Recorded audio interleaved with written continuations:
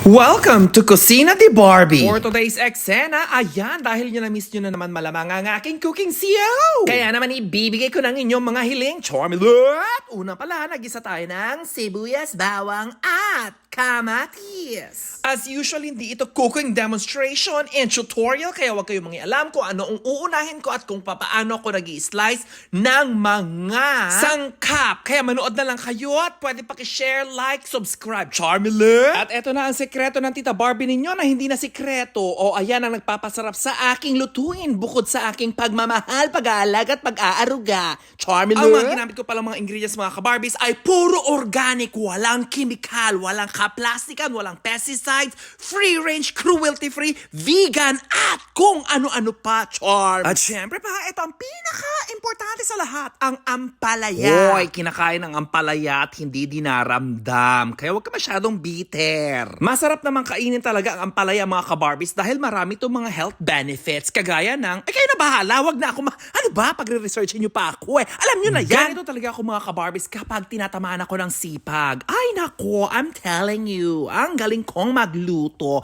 Bukod sa masarap na ako, masarap na ang luto ko, ayan pa, napaka-healthy pa talaga ng mga aking prepare. Kaya baka pwede lang mag-asawa.